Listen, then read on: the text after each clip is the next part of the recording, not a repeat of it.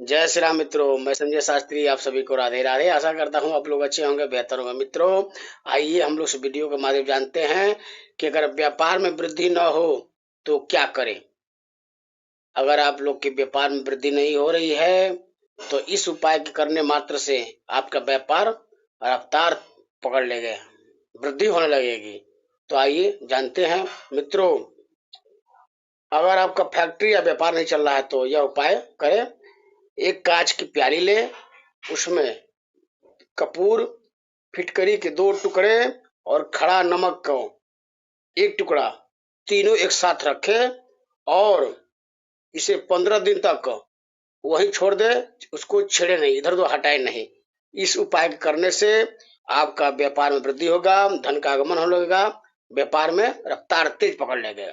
जय श्री राम मित्रों, मेरा कार्यक्रम अच्छा लगता हो तो हमारे चैनल को लाइक करें, सब्सक्राइब करें, शेयर करें। जय श्री राम मित्रों, जय श्री राम मित्रों।